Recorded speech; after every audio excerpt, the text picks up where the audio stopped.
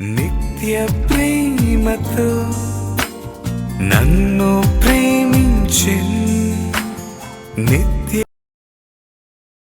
ప్రార్థన చేసుకుందాం. మహాకృపయు కనికరము కలిగిన మా కన్న తండ్రి, ఘనమైన ఉన్నతమైన పరిశుద్ధమైన నీ నామమునకు స్తుతులు స్తోత్రములు చెల్లిస్తున్నాం. ఈ టీవీ కార్యక్రమము ద్వారా పరిశుద్ధ లేఖనములను ధ్యానించుచుండగా సహాయాన్ని అనుగ్రహించండి. నిలబడి ఉన్న నీ దాసుడనైన నన్ను జ్ఞాపకం చేసుకోండి. శక్తి కలిగిన నీ మాటలు చెప్పగలిగే సామర్థ్యాన్ని అనుగ్రహించండి. వినుచున్న నీ పిల్లలకు వివేచనను అనుగ్రహిస్తూ సత్యములో నీ పిల్లల జీవితాలను స్థిరపరచమని ప్రాధేయపడుతున్నాం. ఈ కార్యక్రమము నీకు మహిమకరముగా, అందరికీ దీవెనకరముగా నాయనా ముందుకు తీసుకొని వెళ్ళమని మిమ్మల్ని కోరుకుంటూ క్రీస్తు నామం నీ ప్రార్థన అడిగి వేడుకొనుచున్నాము తండ్రి, ఆమెన్. ప్రేమన దేవుని వర్లారా, దేవుని అపారమైన ప్రేమను బట్టి, ఆయన ఉన్నతమైన కృపను బట్టి పరలోకమందున్న కన్న తండ్రిని స్తుతిస్తూ క్రీస్తు పేర కృతజ్ఞతాస్తుతులు చెల్లించుచున్నాను. దేవుని పిల్లలైన మీ అందరికీ కూడా క్రీస్తు పేర శుభములు వందనములు తెలియజేసుకుంటూ పరిశుద్ధ గ్రంథములో నుండి చక్కటి దేవుని మాటలను మనం అందరము కలిసి ధ్యానిద్దాం. దయచేసి పరిశుద్ధ గ్రంథాన్ని మీ చేతుల్లోనికి తీసుకొని వాక్యాన్ని చూస్తూ వాక్య ధ్యానాన్ని కొనసాగించవలసిందిగా ప్రభు ప్రేమను బట్టి మిమ్మల్ని కోరుకుంటున్నాను. పరిశుద్ధ గ్రంథంలో ఆదికాండంలోనే దేవుడు ఆదామును ఒక కుటుంబముగా మనకు చూపెడుతున్నట్లుగా లేఖనాలలో వ్రాయబడింది. ఆదాముకు వివాహాన్ని చేశాడు. వివాహము ద్వారా బహుమానాలను వారు దేవుని వలన పొందుకున్నారు. కుటుంబం అంటే అదే కదా. అమ్మ, నాన్న, పిల్లలు, భార్య, భర్త, దేవుడిచ్చిన పిల్లలు. అంటే దేవుడు ఒక కుటుంబముగా మనం వర్ధిల్లాలి అని కోరుకుంటున్నాడు అని ఆయన అనాది కాల సంకల్పము ప్రారంభంలోనే మనకు అర్థమవుతుంది. ఎందుకంటే మట్టి నుంచి ఆదామును చేసిన దేవుడు మరలా మట్టి నుండి తనకు పిల్లలుగా ఎవరిని చేసుకోలేదు. ఆదాముకు గాఢ నిద్ర కలగజేసి నారీని తీసిన దేవుడు ఆ తర్వాత మరలా అలా చేసినట్లుగా లేదు. చేయగలిగిన సామర్థ్యమున్న ఆయన చేయలేదు. అంతేకాదు, మహనీయుడైన యేసుక్రీస్తు పుట్టుకలో కన్యక గర్భవతి అయింది అని మనందరికీ తెలుసు. అలాంటి సామర్థ్యము కలిగిన దేవుడు మరలా అలా చేయలేదు. రాళ్ల వలన పిల్లలను పుట్టించగలిగే సమర్థుడు దేవుడు, కానీ అలా చేయలేదు. ఎందుకు? దేవుని అనాది కాల సంకల్పములో కుటుంబముగా, దేవునికి పిల్లలుగా ఈ భూమి మీద మనం వర్ధిల్లాలి అన్నది దేవుని ప్రణాళిక, దేవుని ఉద్దేశం.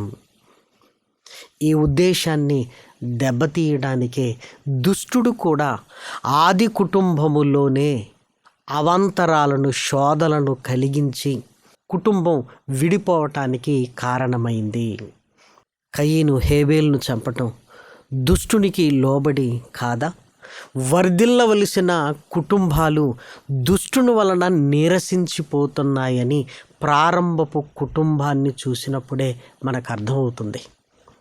అప్పటి నుంచి ఇప్పటి వరకు దేవుని సంకల్పం కుటుంబముగా వర్ధిల్లటం అయితే, దుష్టుని ఆలోచన నీరసించిపోయేటట్లుగా చేయాలి, కుటుంబాన్ని నాశనము చేయాలి అని వాడి తంత్రాలను, వాడి మాయోపాయాలను కుటుంబాలలోనికి చొప్పిస్తున్నాడు. అందుకే చూడండి, కొన్ని కుటుంబాలు వర్ధిల్లుతుంటాయి, కొన్ని కుటుంబాలు నీరసించిపోతుంటాయి. వర్ధిల్లటానికి గల కారణాలేంటి? నీరసించిపోవటానికి గల కారణాలేంటి? ఇవన్నీ కుటుంబములో ఉంటున్న మనము తప్పనిసరి ధ్యానించాలి.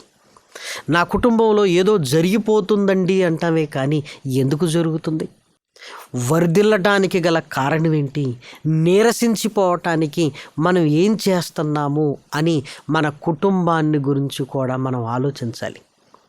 కుటుంబ యజమానుడుగా, ఒక తండ్రిగా, ఒక భర్తగా నీ కుటుంబాన్ని స్వాధీనపరుచుకొని దేవుని కొరకు స్థిరపరచాల్సిన బాధ్యత మనపై ఉన్నది అని ప్రతి కుటుంబ యజమాని గ్రహించాలి. కాబట్టి లేఖనాలలోనికి వెళ్ళి జాగ్రత్తగా కుటుంబాలు ఎందుకు వర్ధిల్లుతున్నాయి, కుటుంబం ఎందుకు నీరసిస్తుందో లేఖనాలకు వెళ్ళి దేవుని వాక్యాన్ని ధ్యానించడానికి మనం ప్రయత్నం చేద్దాం. దయచేసి మీరు చూడండి, సమూయేలు 2వ గ్రంథము 3వ అధ్యాయము, సమూయేలు 2వ గ్రంథము 3వ అధ్యాయము 1వ వచనాన్ని జాగ్రత్తగా మనం ధ్యానిద్దాం. సౌలు కుటుంబీకులకును దావీదు కుటుంబీకులకును బహుకాలము యుద్ధము జరుగగా దావీదు అంతకంతకు ప్రబలెను, సౌలు కుటుంబము అంతకంతకు నీరసిల్లెను. సమూయేలు 2వ గ్రంథంలో వ్రాయబడిన మాటను జాగ్రత్తగా ఆలోచించగలిగితే దావీదు కుటుంబం ప్రబలింది, సౌలు కుటుంబం అంతకంతకు నీరసించింది అని వ్రాయబడింది. దయచేసి మీరు ఆలోచించండి. యుద్ధం జరుగుతుంది బహుకాలము నుండి, యుద్ధంలో ఇద్దరూ నష్టపోవాలి కదా. కానీ దావీదు కుటుంబం ప్రబలింది, సౌలు కుటుంబం నీరసించింది. రష్యా ఉక్రెయిన్ల మధ్య యుద్ధం జరుగుతుంది. ఇరు దేశాలు నష్టపోతున్నాయన్న సంగతి మనందరికీ తెలుసు. యుద్ధంలో గెలుపెవరిది అన్నది ముఖ్యం కాదు, నష్టం ఇద్దరికీ కలుగుతుంది అనటంలో సందేహము లేదు. అలాంటప్పుడు దావీదు కుటుంబం ఎందుకు ప్రబలింది, సౌలు కుటుంబం ఎందుకు నీరసించింది? చక్కగా లేఖనాలను మనం ధ్యానించాలి. దావీదు కుటుంబం ప్రబలడానికి కారణాలు ఏమై ఉండొచ్చు?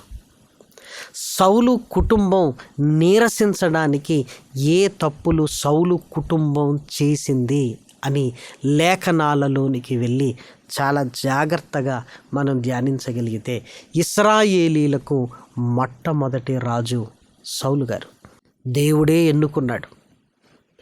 ఇశ్రాయేలీలు మాకు రాజు కావాలి అన్నప్పుడు అప్పటి వరకు నేనే నా పిల్లల్ని పరిపాలిస్తున్నాను కదా అనుకున్న దేవుడు ఎప్పుడైతే మాకు రాజు కావాలి అని కోరుకున్నప్పుడు ఇష్టము లేకపోయినా రాజు ఎలాంటి వాడవుతాడో తన పిల్లలకు తెలియజేసి అన్యజనులకు ఉన్నట్లుగా వారి కోరిక మేరకు రాజునిచ్చాడు దేవుడే.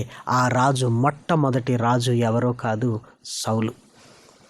బెన్యామీను గోత్రికుడు.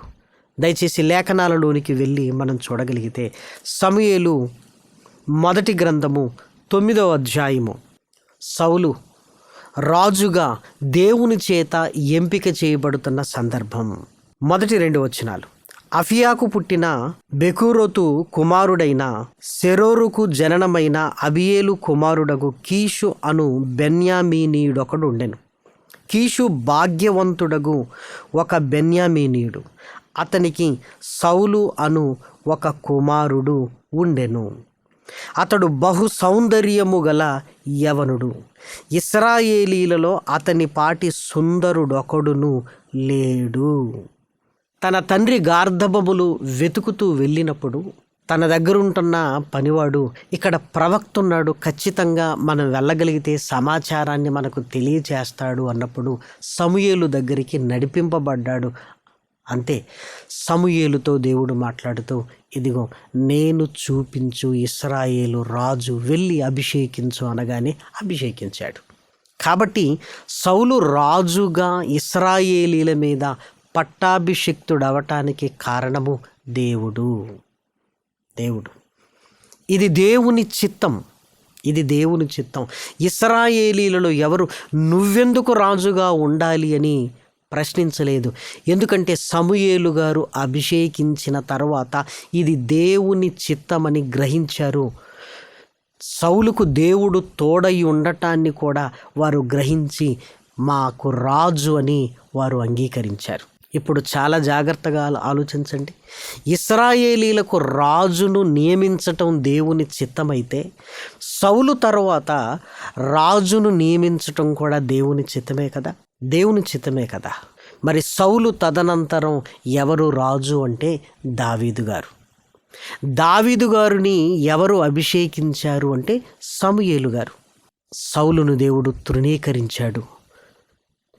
యెషయి కుమారుడైన యూదా గోత్రికుడైన దావీదును అభిషేకించాడు. ఇది కూడా దేవుని చిత్తానుసారంగా జరిగింది. యెషయితో మాట్లాడుతున్నాడు, ఇంకా నీకు పిల్లలు ఎవరైనా ఉన్నారంటే కడసరి వాడు ఉన్నాడు అని అప్పుడు చెప్పాడు. అంటే దావీదును లెక్కలోనికి తీసుకోలేదు అంటే దావీదు రాజు అవటం ఏంటి అని తండ్రికి కూడా అలాంటి ఆలోచన ఉంది. కానీ దేవుడు దావీదును కోరుకున్నాడు. సమూయేలు దావీదును చూడగానే దేవుడు సమూయేలుతో మాట్లాడుతూ, ఇదిగో నేను ఇశ్రాయేలీల కొరకు ఏర్పరచుకొనిన రాజు, అభిషేకించు అన్నప్పుడు సమూయేలు ఏం చేయగలడు? సౌలును అభిషేకించమన్నప్పుడు సౌలును అభిషేకించాడు. దావీదును అభిషేకించమన్నప్పుడు దావీదును అభిషేకించాడు. ఇందులో సౌలు ఇష్టాలు ఏమీ లేదు, దేవుని చిత్తం. మరి సౌలు గారిని ఎందుకు దేవుడు తృణీకరించాడు అని లేఖనాలలోనికి వెళ్ళి ఒక మాటను మనం చూడగలిగితే, పరిశుద్ధ గ్రంథంలో వ్రాయబడిన చక్కటి మాటను దయచేసి మీరు చూడండి. 1 సమూయేలు గ్రంథము 15వ అధ్యాయము 26వ వచనం. అందుకు సమూయేలు, నీతో కూడా నేను తిరిగి రాను, నీవు యెహోవా ఆజ్ఞను విసర్జించితివి గనుక ఇశ్రాయేలీల మీద రాజుగా ఉండకుండా యెహోవా నిన్ను విసర్జించెనని చెప్పి అమాలేకీల మీదికి యుద్ధానికి వెళ్ళాడు. శపింపబడిన వాటిని ఏది ఆశించకూడదన్నప్పుడు, క్రొవ్విన వాటిని దేవునికి బలి అర్పించాలని ప్రజలు కోరినప్పుడు ప్రజల ఆలోచనను, వారిని సంతోషపరచడానికి ప్రజల ఆలోచనను విన్నాడు. దేవునికి కోపం వచ్చింది. ఆయన మాట వినటం అనేది ఆయనకి ఇష్టం. ఆ మాట వినకుండా ఏది చేసినా దేవునికి ఇష్టం లేదు. నిన్ను ఇశ్రాయేలీలకు రాజుగా ఉండకుండా దేవుడు ఇదిగో తృణీకరించాడు అని చెప్పాడు. ఆ తరువాత దావీదును సింహాసనం మీదికి తీసుకొని రావాలి అన్నది పూర్తిగా అది దేవుని చిత్తం. దావీదు కుటుంబీకులకు ఇది తెలుసు. కానీ సౌలు కుటుంబీకులకు దేవుని చిత్తాన్ని గ్రహించే స్థితి లేదు. సౌలు తరువాత రాజుగా సౌలు కుమారుడైన యోనాతాను ఉండాలి కదా. దావీదు వచ్చాడు అంటే దావీదే ఈ సింహాసనము కొరకు యోనాతానును సౌలును ఇదిగో చంపించేశాడు అన్నట్లుగా సౌలు కుటుంబీకులు ఆలోచిస్తున్నారు. అంటే సౌలు కుటుంబీకులు దేవుని చిత్తాన్ని గ్రహించలేకపోయారు. ప్రారంభంలో సౌలు కూడా దేవుని చిత్తాన్ని గ్రహించలేకపోయాడు. యోనాతానును రాజుగా చేయాలన్న ఆలోచనే తప్ప, ఒకప్పుడు నన్ను రాజుగా చేసిన దేవుడు దావీదును రాజుగా చేస్తున్నాడు, ఇది ఆయన చిత్తము అని దావీదును రాజుగా కూర్చుండబెట్టవలసిన సౌలు మనసు తన కుమారుడైన యోనాతాను మీద ఉంది. అందుకే సౌలు దావీదును చంపడానికి ప్రయత్నం చేశాడు. మనందరికీ తెలుసు. తర్వాత సౌలు గారు తెలుసుకున్న సౌలు కుటుంబీకులకు వారి మనసులో ఏముంది అంటే యోనాతాను రాజ్యము కావాలి, యోనాతాను రాజుగా మారాలి. దావీదు కాదన్నట్లుగా దావీదు కుటుంబీకుల మీద పగను, ప్రతీకారాన్ని పెంచుకున్నారు. ప్రేమన దేవుని పిల్లలారా, అంటే దేవుని చిత్తాన్ని వారు గ్రహించలేకపోయారు. దయచేసి లేఖనాలలోనికి వెళ్ళి మనం చూడగలిగితే సమూయేలు 2వ గ్రంథము 16వ అధ్యాయము 7-8 వచనాలను దయచేసి చూడండి. ఈ షిమి నరహంతకుడా, దుర్మార్గుడా, చీపో, నీ వేల వలనని నీవు వెళ్ళగొట్టిన సౌలు ఇంటి వారి హత్యను యెహోవా నీ మీదికి రప్పించి. సౌలు కుటుంబీకుడైన ఈ షిమి దావీదును శపిస్తున్నాడు. నీ వేల వలనని సౌలు కుటుంబీకులకు నువ్వు అన్యాయం చేశావు కదా, ఇదిగో నీ కుమారుడే నీ మీదికి తిరగబడేటట్లుగా దేవుడు చేశాడు అన్నట్లుగా మాట్లాడుతున్నాడు. అంటే సౌలు కుటుంబీకులలో ఏముందో తెలుసా? యోనాతాను విషయంలో, సౌలు విషయంలో దావీదు తప్పు చేశాడు, ఏలాలి అని, రాజుగా అతనుండాలని సౌలు కుటుంబీకులలో ఇదే ఉండిపోయింది. ప్రేమన వారలారా, ఏదైనా దేవుని చిత్తాన్ని గ్రహించగలిగితే దావీదు రాజుగా ఉండటం దేవుని చిత్తం. అది దావీదు ఇష్టం కానే కాదు. ప్రారంభములో మొట్టమొదటి రాజుగా సౌలు గారు ఉండటం కూడా అది దేవుని చిత్తం అయినప్పుడు నన్ను ఎన్నుకున్నట్లే దావీదును ఎన్నుకున్నాడు అని దేవుని చిత్తాన్ని గ్రహించవచ్చు కదా. మీరు ఆలోచించండి. కుటుంబాలలో దేవుని చిత్తాన్ని మనం గ్రహించాలి. ఆ చిత్తాన్ని మనం గ్రహించకపోతే మన కుటుంబం నీరసించిపోతుంది. ఆయన చిత్తానికి వ్యతిరేకంగా చేయటం మనం ప్రారంభిస్తాం. ఆయన చిత్తానికి వ్యతిరేకంగా ఎన్ని చేసినా ఆయన చిత్తము జరగకుండా మనం చేయగలమా? సౌలు గారు ఎన్ని చేసినా దావీదును రాజుగా కాకుండా ఆపగలిగాడా? లేదు కదా. కాబట్టి తప్పనిసరి ప్రతి కుటుంబము దేవుని చిత్తాన్ని గ్రహించగలిగే స్థితిలో ఉండాలి. ఎప్పుడైతే దేవుని చిత్తాన్ని మనం గ్రహించి ఆ చిత్తానుసారంగా ముందుకు వెళుతుంటామో మన కుటుంబం వర్ధిల్లుతుంది. ప్రియమైన దేవుని పిల్లలారా, అది చదువులలో కావచ్చు, ఉద్యోగాలలో కావచ్చు, పరిచర్యలో కావచ్చు, నీ జీవితంలో నువ్వు తీసుకుంటున్న నిర్ణయాలలో కావచ్చు, అది దేవుని చిత్తమా కాదా అని ఆలోచించాలి. కానీ ఈరోజు మన ఇష్టాలను దేవుని చిత్తం అనుకొని ముందుకు వెళుతుంటాం. అందుకే కుటుంబాలు నీరసించిపోతున్నాయి. ప్రేమన దేవుని పిల్లలారా, ఆలోచించగలుగుతున్నావా? నేను ఇది కావాలి అని నువ్వు నిర్ణయించుకున్నావు, కానీ దేవుడు నువ్వేం కావాలి అని ఆయన చిత్తమేంటో నువ్వు గ్రహించగలిగావా? ఎంతసేపు నా కుమారుడైన యోనాతాను సింహాసనం మీద ఉండాలి అన్న కోరికే తప్ప దేవుని చిత్తము దావీదు మీద ఉంది అని గ్రహించలేకపోయాడు సౌలు గారు. ఆ తర్వాత గ్రహించిన సౌలు కుటుంబీకులు గ్రహించలేకపోయారు. దేవుని చిత్తాన్ని గ్రహించకపోతే కుటుంబం ఎలా వర్ధిల్లుతుంది? దయచేసి మీరు ఆలోచించండి. నీ పట్ల దేవుని చిత్తం ఏంటి గ్రహించాలి. దేవుని చిత్తం లేకపోతే మనము ఎన్ని చేసినా నిష్ప్రయోజనము. ప్రేమన దేవుని పిల్లలారా, ఈరోజు యవన కాలపు పిల్లలు వారి వివాహాల విషయంలో దేవుని చిత్తాన్ని తెలుసుకోవడానికి ఏమన్నా ప్రయత్నం చేస్తున్నారా? వారి చదువులలో, వారి ఉద్యోగాలలో, వారి ప్రయాణాలలో, వారు తీసుకుంటున్న నిర్ణయాలలో తండ్రి నా పట్ల నీకున్న చిత్తమేంటి అని గ్రహించగలుగుతున్నారా? ఆ చిత్తాన్ని గ్రహించకపోతే మన కుటుంబం వర్ధిల్లదు. ప్రేమన దేవుని పిల్లలారా, మీరు ఆలోచించండి.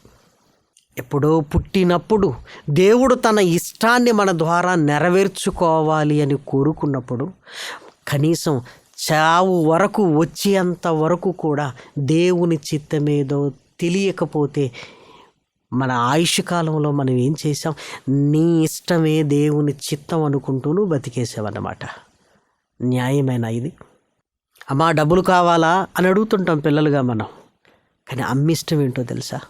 అమ్మ చూడని డబ్బా, అమ్మకు తెలియని డబ్బా. ఆ డబ్బులు ఇస్తేనే కదా నువ్వు నేను చదువుకున్నది. మరి అమ్మకేం కావాలి? అమ్మకు నువ్వు కూర్చొని మాట్లాడాలి, నువ్వు సమయాన్ని ఇవ్వాలి అమ్మకు. మనం ఏమనుకుంటామంటే ఎంత అంటే అంత డబ్బులు ఇచ్చేస్తున్నాను కదా అనుకుంటాం. అదా? ఒక తల్లి ఇష్టాన్నే గ్రహించలేకపోతున్నప్పుడు పరలోకమందున్న నీ దేవుని ఇష్టాన్ని నీ జీవితంలో ఏంటని నువ్వు గ్రహించకపోతే ప్రేమన వారలారా కుటుంబాలు నీరసించిపోతాయి. దావీదు కుటుంబం అందుకే నీరసించింది. దావీదు సింహాసనం మీద కూర్చోవటం దేవుని చిత్తమని గ్రహించగలిగితే ఏమండి ఎంత బాగుండేది. లేదు మా బెన్యామీనీయుల సింహాసనం ఇది దావీదు ఆక్రమించుకున్నాడు అన్నట్లుగా పగ ప్రతీకారాలతోనే ఉన్నారు. అందుకే నీరసించిపోయారు. దావీదు కుటుంబం దేవుని చిత్తాన్ని గ్రహించింది గనుక వర్ధిల్లింది. ప్రేమన దేవుని పిల్లలారా, పరిశుద్ధ గ్రంథంలో వ్రాయబడిన ఈ చక్కటి మాటలను ఆలోచించగలిగితే ప్రేమన వారలారా మన కుటుంబం పట్ల దేవుని చిత్తాన్ని నువ్వు గ్రహించడానికి ప్రయత్నం చేయాలి. మహనీయుడైన యేసుక్రీస్తు కూడా శరీరాన్ని ధరించుకుని ఈ భూమి మీదికి వచ్చాడు. వచ్చిన తర్వాత తండ్రి, ఇదిగో నీ చిత్తము నెరవేర్చుటకు నేను వచ్చి ఉన్నాను అని తండ్రి ఇష్టాన్ని నెరవేర్చాడు. ఆ తండ్రి ఇష్టము శిలువ మరణము. ఆ శిలువ మరణము ఎంత భయంకరమైన శ్రమలతో కూడుకున్నదో మనకు తెలుసు కదా. తలపై ముళ్ళ కిరీటము, చేతులు కాళ్ళల్లో భయంకరమైన శీలలు, ప్రక్కలో బల్లెపు ప్రోటు, బల్లెంతో పొడవబడినప్పుడు ఎంత వేదన. అయినా ఈ శరీరాన్ని నీవిచ్చావు, ఇదిగో నీ చిత్తము నెరవేరుస్తున్నాను అని యేసుక్రీస్తు శరీరాన్ని ధరించుకొని తండ్రి చిత్తము కొరకు లోబడుతున్నప్పుడు మనకు శరీరం ఇవ్వబడింది, మనకు ఒక కుటుంబం ఇవ్వబడింది, మనకు పిల్లలను దేవుడు బహుమానంగా ఇచ్చారు. నీ కుటుంబం పట్ల దేవుని చిత్తమేదో నువ్వు గ్రహించగలుగుతున్నావా? నీ పిల్లల తలాంతులను గుర్తించగలుగుతున్నావా? దేవుని కొరకు వారిని పెంచగలుగుతున్నామా? ఇవన్నీ మనం ఆలోచించుకోవలసిన విషయాలు. ఇవి ఆలోచించకుండా ఉన్నత చదువులని ఏదేదో మన ఇష్టాలను చేసుకుంటూ మనం ముందుకు వెళుతూ దేవుడు నాకు తోడై ఉంటాడు అనుకుంటే అది పొరపాటు. ప్రేమన దేవుని పిల్లలారా, దావీదునే చంపాలనుకున్న సౌలు పరిస్థితి ఏమైందో మనకు తెలుసు కదా. దేవుని చిత్తానికి వ్యతిరేకంగా మనం వెళ్ళకూడదు. ఆయన చిత్తానికి వ్యతిరేకంగా వెళ్ళినందుకే సౌలు కుటుంబీకులు నీరసించిపోయారు. యుద్ధం జరుగుతుంది బహుకాలము నుంచి, దావీదు కుటుంబం ప్రబలుతుంది. దేవుని చిత్తాన్ని గ్రహించారు గనుక సౌలు కుటుంబం నీరసించిపోయింది. ప్రేమన వారలారా, దయచేసి ఇప్పుడు ఆలోచించండి. నీ పట్ల దేవుని చిత్తం ఏంటి? నీ పిల్లల పట్ల దేవుని చిత్తం ఏంటి? మీ కుటుంబముగా మీరు వర్ధిల్లుతున్నారా? లేదంటే ఎవరికి తోచినట్లుగా, ఎవరిష్టం వారిదే అన్నట్లుగా దేవుని చిత్తాన్ని ప్రక్కకు నెట్టి ఏం కాదులే అనుకున్నట్లుగా మనం బ్రతుకుతున్నామా? ఒక్కసారి ఆలోచించండి. దేవుని వాక్యము మనతో మాట్లాడుతున్నప్పుడు ఆ వాక్యానికి మనం విధేయతను చూపించాలి. దేవుని వాక్యం మన కళ్ళ ముందుకు వచ్చినప్పుడు వెంటనే మనల్ని మనం పరీక్షించుకోవాలి. ప్రేమన వారలారా, వాక్యానికి లోబడితే నిజంగా మన కుటుంబాలు వర్ధిల్లుతాయి. కాబట్టి దయచేసి ఆలోచించండి. మన ఇష్టం కంటే దేవుని చిత్తము చాలా గొప్పది. ఆ చిత్తాన్ని గ్రహించి నెరవేర్చగలిగితే ప్రతి కుటుంబం దేవునిలో వర్ధిల్లుతుంది. అందులో అనుమానం ఏమీ లేదు. దేవుని చిత్తాన్ని గ్రహించక ఇష్టం వచ్చినట్లుగా మనం నిర్ణయాలను తీసుకుంటూ ఇదే దేవుని ఇష్టం అనుకున్నాం అనుకోండి, నీరసించిపోతాం. ప్రేమన దేవుని పిల్లలారా, కాబట్టి కుటుంబాన్ని దేవుడిచ్చాడు. ఆ కుటుంబపు స్థితిగతులను మన కళ్ళ ముందు పెడుతున్నాడు. వర్ధిల్లగలిగే స్థితిలోనికి నీ కుటుంబాన్ని తీసుకుని వెళుతున్నావా? లేదు అంటే దేవుని చిత్తాన్ని త్రోసివేసి నీరసించిపోతుందా మన కుటుంబం? ఆలోచించండి. ఇంకా 2 విషయాలు ఉన్నవి. ఇది మొదటి విషయం, దేవుని చిత్తాన్ని గ్రహించటం. మిగిలిన విషయాలు కూడా తర్వాత ఎపిసోడ్లలో మనం మాట్లాడుకుందాం. యేసుక్రీస్తు దేవుని చిత్తాన్ని నెరవేర్చినట్లుగా మనము కూడా దేవుని చిత్తాన్ని నెరవేర్చాలి అని దేవుని ప్రేమను బట్టి మిమ్మల్ని అందరినీ కోరుకుంటూ ఈ మాటలు నేను ముగిస్తున్నాను. ప్రార్థన చేసుకుందాం. మహాకృపయు కనికరము కలిగిన మా కన్న తండ్రి, ఘనమైన ఉన్నతమైన నీ నామమునకు స్తుతులు స్తోత్రములు చెల్లిస్తున్నాం. విలువైన నీ మాటలు నాయన నీ పిల్లలు విన్నారు. విని విడిచిపెట్టకుండా హృదయములోనైనా పదిలపరుచుకొని పట్టుదల కలిగి నీ కొరకు బ్రతకగలిగే భాగ్యాన్ని అనుగ్రహించండి. ఈ శాశ్వత ప్రేమ టీవీ కార్యక్రమాల కొరకు నాయన వారి కష్టాన్ని నాయన తండ్రి వెచ్చిస్తున్న విశ్వాసులైన నీ పిల్లలను నాయన కృపతో జ్ఞాపకం చేసుకోండి. తండ్రి, పెద్దవారు నాయన మనీ ఆర్డర్ ద్వారా నాయన తండ్రి ఇదిగో నాయన ఈ కార్యక్రమము కొరకు నాయన వారి కష్టాన్ని పంపుతున్నారు నాయన, కృపతో బలపరచండి. తండ్రి, ఈ దీవెనలను నాయన వారికి అనుగ్రహించమని మిమ్మల్ని ప్రాధేయపడుతున్నాం. సంఘాలు, సండే స్కూల్ పిల్లలు నాయన తండ్రి ఈ పరిచయను బలపరుస్తూ నాయన నీ పిల్లలు చేస్తున్న త్యాగాలన్నింటికి నాయన 100 ఫలాన్ని నాయన అనుగ్రహించమని మిమ్మల్ని బ్రతిమిలాడుతూ ప్రాధేయపడుతూ వారి పుట్టినరోజును పురస్కరించుకొని, పెళ్లి రోజును పురస్కరించుకొని, మీరు చేసిన ప్రతి మేలులకు నాయన కృతజ్ఞతాస్తుతులు చెల్లించడానికి నాయన నీ పిల్లలు నాయన విధేయులై నీ పాదాల చెంతకు వస్తుండగా నాయన బలపరిచి ముందుకు తీసుకొని వెళ్ళండి. ప్రార్థనా సహాయాన్ని కోరిన నీ పిల్లల్ని జ్ఞాపకం చేసుకుంటున్నావు నాయన. నీ పిల్లలందరికీ నాయన తగిన కాలములో నాయన ఆశీర్వాదాన్ని అనుగ్రహించండి తండ్రి. ఉద్యోగ అవకాశాల కొరకు ఎదురు చూస్తున్న నీ పిల్లలకు నాయన విజయాన్ని ఇవ్వండి తండ్రి. వివాహాల కొరకు ఎదురు చూస్తున్న నీ పిల్లలను ముందుకు తీసుకొని వెళ్ళండి నాయన. సరి అయిన మార్గములో నడిపించండి. అదేవిధంగా నాయన అనారోగ్యంతో బాధపడుతున్న నీ పిల్లలకు స్వస్థతను అనుగ్రహించండి తండ్రి. కష్టాలలో, కన్నీళ్లలో, ఆర్థిక ఇబ్బందులలో నాయన శోధన వల్ల సతమతం అవుతున్న కుటుంబాలను నాయన కృపతో నాయన నీ వాక్యము ద్వారా బలపరచమని మిమ్మల్ని కోరుకుంటున్నావు నాయన తండ్రి. ఈ కార్యక్రమాలు అనేకులకు దీవెనకరంగా నీకు మహిమకరంగా ముందుకు తీసుకొని వెళ్ళమని మిమ్మల్ని కోరుకుంటూ క్రీస్తు నామం నీ ప్రార్థన అడిగి వేడుకొనుచున్నాము తండ్రి. ఆమేన్.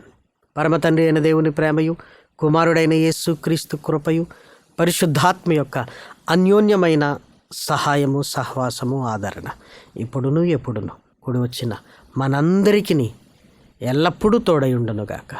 ఆమేన్. అందరికీ వందనాలు. స్వార్థం లేనిది ప్రేమ, అన్నీ ఓర్చును ప్రేమ. గర్వం లేనిది ప్రేమ, అపకారములే మరచును ప్రేమ. ఉప్పొంగని గుణమే ప్రేమ, కోపం నిలుపదు ప్రేమ. అన్నీ దాడులు ప్రేమ, మత్సరమే పడనిది ప్రేమ.